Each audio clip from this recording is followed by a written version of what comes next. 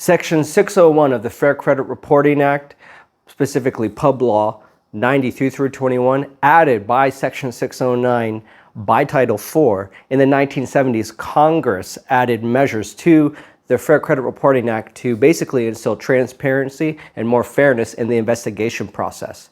So this law in the section of the Fair Credit Reporting Act applies to people that are in the investigation process that have been through identity theft. There is no adverse action allowed to be reported to you during that investigation process. So essentially, basically what this means is that guilty or innocent until proven guilty.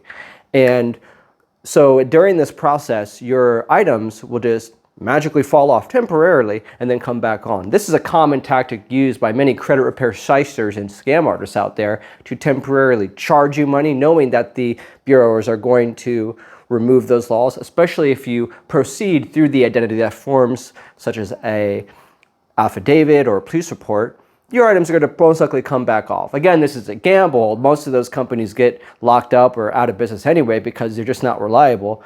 Your items will come back on later when the government finds out that this company is not doing the right thing, or you're not. Maybe you've done this, or hopefully you've not done this.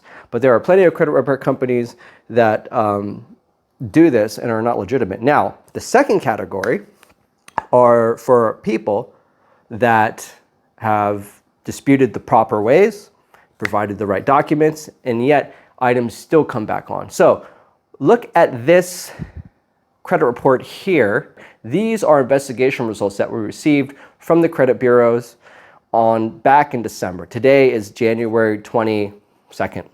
And basically, the bureaus stated that these items are, verified as accurate.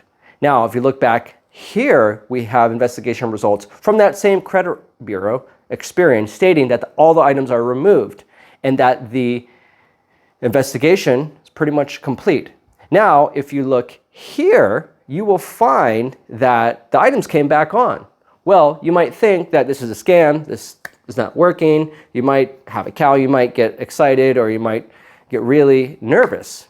My client got pissed off when he found this, and he called me directly, and I explained this to him.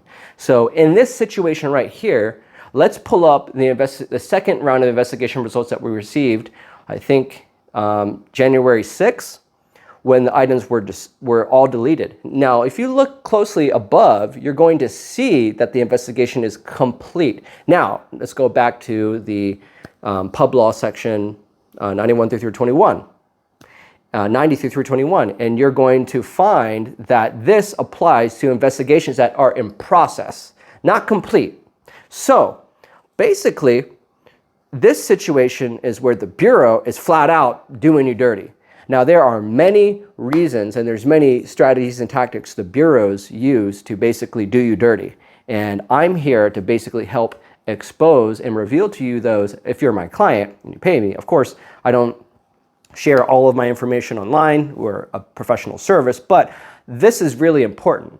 When you see items deleted, but then you see them come back on, this is really shocking. So it's important to be able to differentiate between the two paths of how a company, person, entity, whoever disputes items. In this situation, we have proof from the bureau in this document that the investigation is complete, and the creditor had enough time to respond back.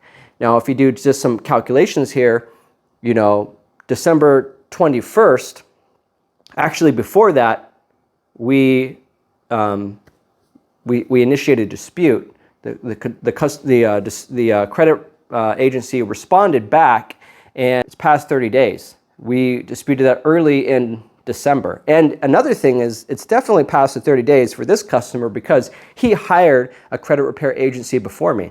And he actually tried to do this himself. And due to the fact that the last point of contact was when he disputed it, and they did not provide those processes of verifying the item, and that's another video, which I will leave in the link description below.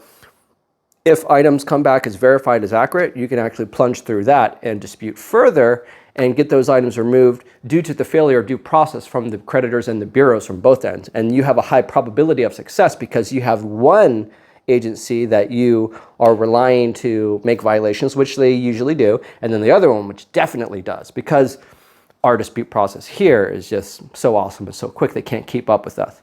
So that's really important. If you want more information about violate your rights and how you can remove these certain items, click the next video, click the link below, and you will see more videos on my channel.